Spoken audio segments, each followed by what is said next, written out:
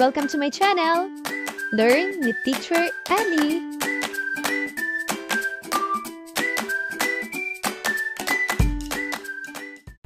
Grade 3, GMRC, Second Periodical Examination Reviewer. Panuto. Basahin mabuti ang mga tanong at piliin ang tamang sagot. Simulan na natin. Ano ang dapat gawin upang makatulong sa gawain sa bahay? A. Matulog habang sila ay naglilinis. B. Maglaro ng cellphone buong araw. C. Tumulong magligpit ng mga laruan. O D. Magtago kapag may gawaing bahay.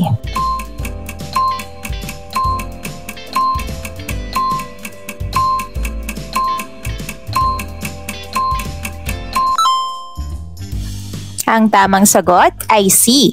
Tumulong magligpit ng mga laruan.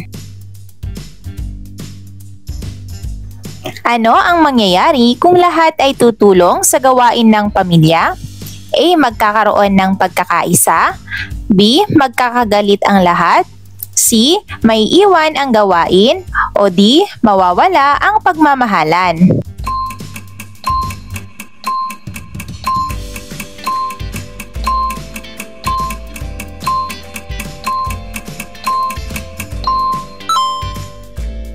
Ang sagot ay A.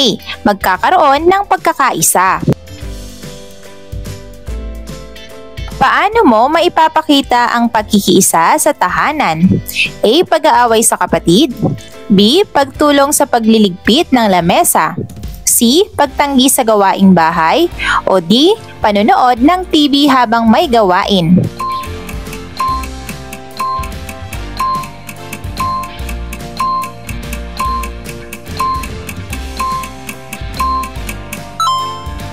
Ang tamang sagot ay B. Pagtulong sa pagliligpit ng lamesa. Ano ang ibig sabihin ng pagkikiisa? A. Pagtutulungan. B. Palaging nakikipagtalo. C. Palaging nag-iisa. O D. Palaging nagagalit.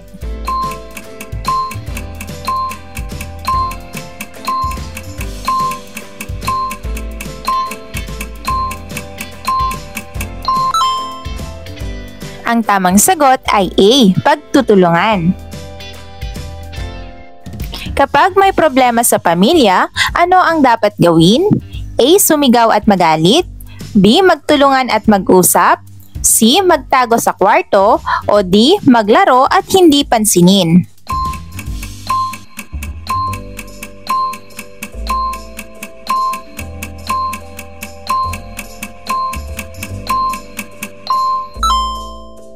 Ang tamang sagot ay B. Magtulungan at mag-usap. Ano ang ibig sabihin ng pagiging totoo? A. Laging nagsasabi ng tama. B. Palaging nagsisinungaling. C. Nagtatago ng lihim sa magulang. O D. Nambobola ng kaibigan.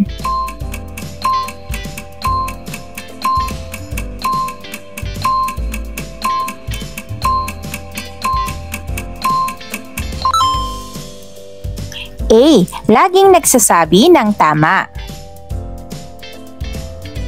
Ano ang mangyayari kung lagi kang nagsasabi ng totoo? A. Mawawala ang tiwala. B. Magagalit ang lahat. C. Magiging masaya at mapagkakatiwalaan. O D. May iwas sa pagkakaibigan.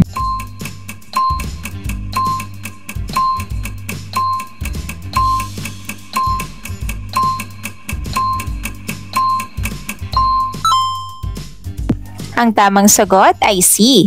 Magiging masaya at mapagkakatiwalaan. Alin sa mga ito ang halimbawa ng pagsasabi ng totoo? A. Inamin na nabasag ang baso. B. Itinago ang kasalanan. C. Sinisi ang kapatid. O D. Hindi umamin kahit nakita.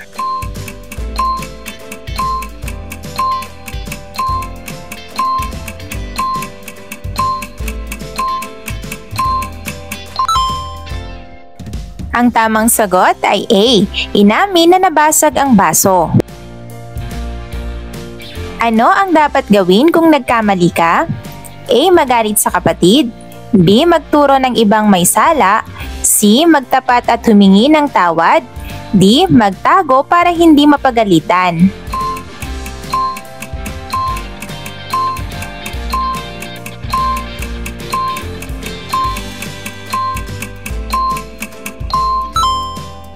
Ang sagot ay C. Magtapat at humingi ng tawad. Ano ang tawag sa ugali ng hindi pagsisinungaling? A. Pagdadahilan. B. Kasinungalingan. C. Pag-iwas. D. Katapatan.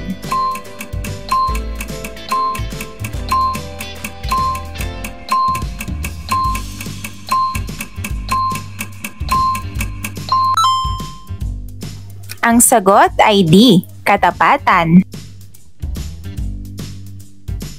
Ano ang ibig sabihin ng pagkukusa? A. Pagtulong kahit walang nagsasabi. B. Pag-utos sa iba. C. Pagtatago kahit may utos. O D. Paghihintay ng utos bago gumalaw.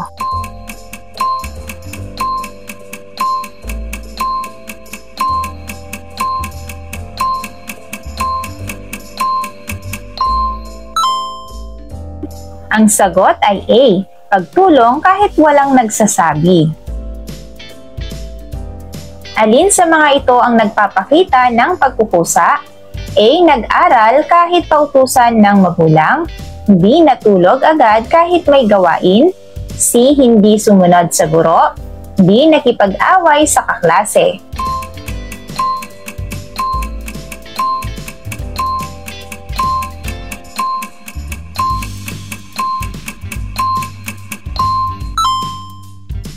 Ang sagot ay A.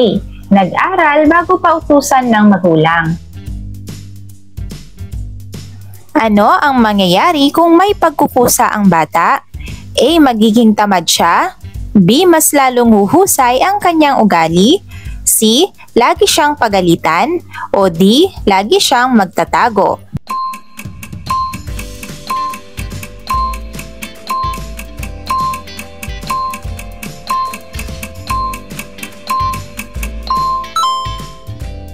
Ang sagot ay B. Mas lalong huhusay ang kanyang ugali.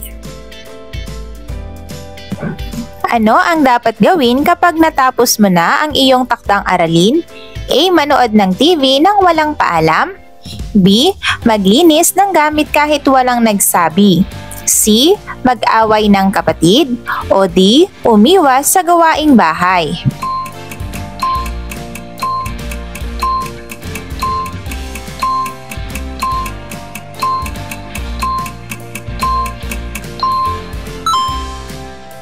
Ang sagot ay B. Maglinis ng gamit kahit walang nagsabi.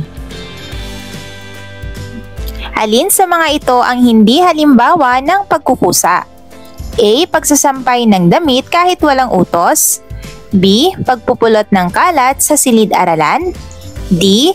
Paglalaro habang may gawain. O D. Pagtulong magligpit ng gamit.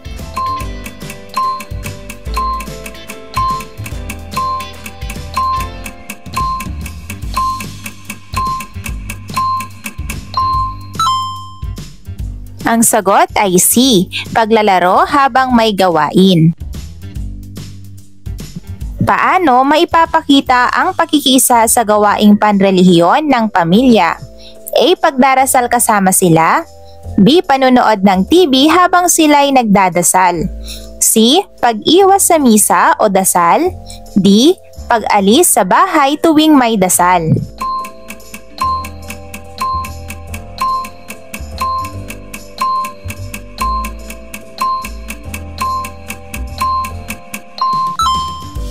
Ang sagot ay A. Pagdarasal kasama sila. Ano ang kahalagahan ng pagsama sa gawaing panrelihiyon ng pamilya?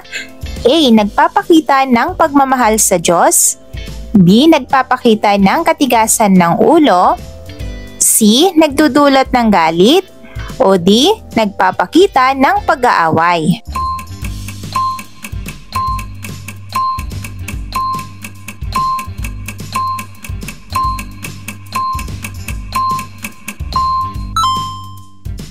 Ang sagot ay A. Nagpapakita ng pagmamahal sa Diyos. Ano ang mangyayari kung hindi sasama sa gawaing panrelihiyon? A. Magiging mas malapit sa Diyos. B. Maaaring mawalan ng pagkakaisa sa pamilya. C. Mas magiging mabait ang lahat. O D. Magiging masaya ang pamilya.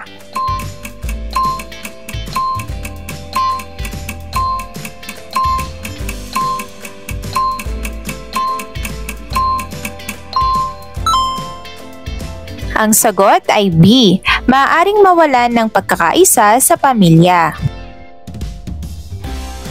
Alin sa mga ito ang halimbawa ng pagiging aktibo sa gawaing panrelihiyon? A. Pag-awit sa misa. B. Pag-alis habang may misa. C. Paglalaro habang nagdadasal. O D. Pagtulog habang may rosaryo.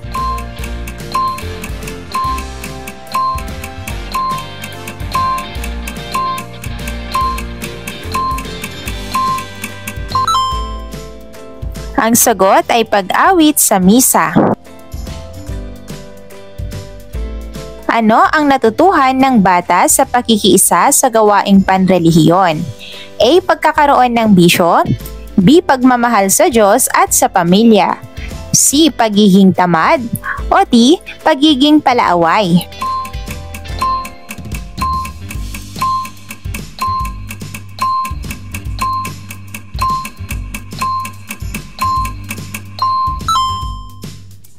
Ang sagot ay B. Pagmamahal sa Diyos at sa pamilya. Ano ang ibig sabihin ng pagiging mapagmalasakit sa kalikasan? A. Pagtatapon ng basura kahit saan. B. Pagsira sa mga puno. C. Pagtulong sa pangangalaga nito. O D. Pagwawalang bahala sa kapaligiran.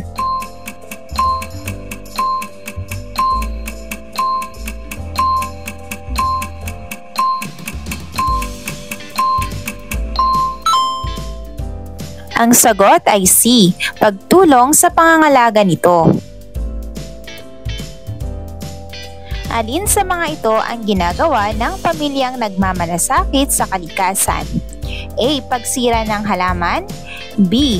Pagsusunog ng plastik sa daan. C. Pagputol ng punong walang pahintulot. O D. Pagtatapon ng basura sa tamang lugar.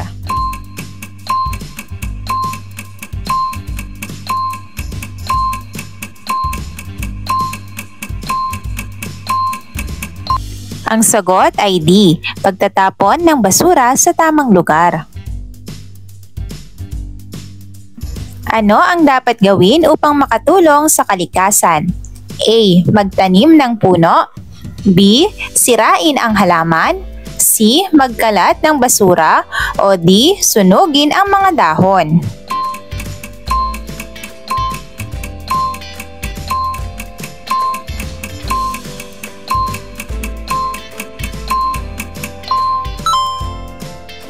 Ang sagot ay A.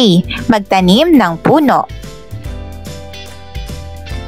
Bakit mahalagang magpakita ng malasakit sa kalikasan? A. Para magkalat ng magkalat. B. Para sa kalinisan at kaligtasan ng lahat. C. Para masira ang kalikasan. O D. Para mawalan ng tirahan.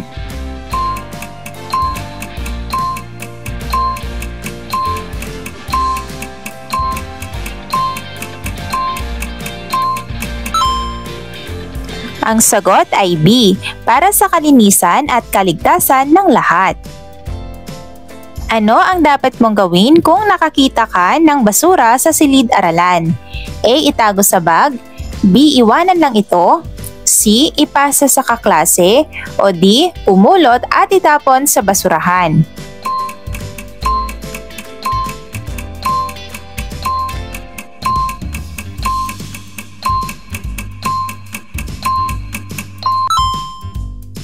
Ang sagot ay D. Pumulot at itapon sa basurahan. Ano ang ibig sabihin ng pagiging masunurin? A. Pagtalima sa mga magulang at guro. B. Pagtanggi sa utos. C. Pag-iwas sa gawain. O D. Pagtatago kapag may iniuutos.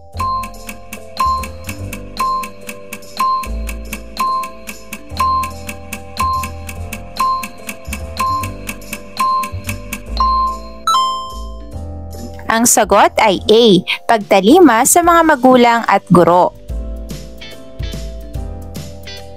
Alin sa mga ito ang mabuting kaugalian ng Pilipino? A. Pag-aaway ng kapatid. B. Pagmumura sa kaibigan. C. Pagmamano sa matatanda. O D. Panlilinlang sa guro.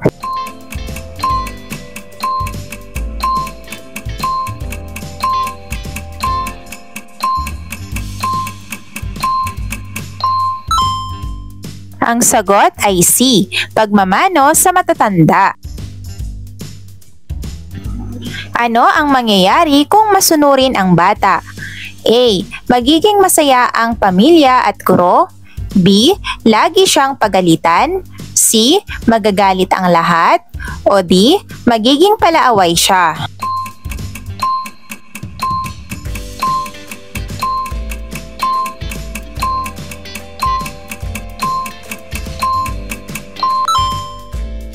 Ang sagot ay A.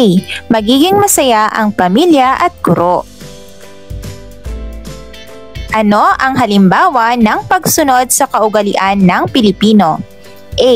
Pag-iwas sa pagtutulungan. B. Pagtatapon ng basura sa kalsada. C. Paninigaw sa matatanda. O D. Pagtutulungan sa kapitbahay.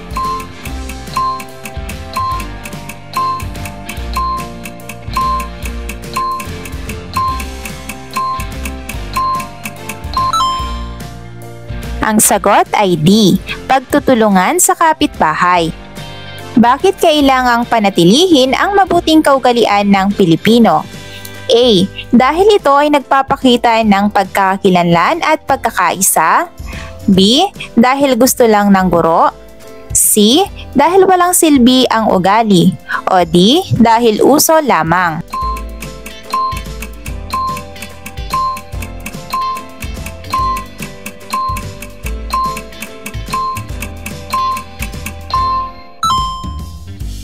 Ang sagot ay A.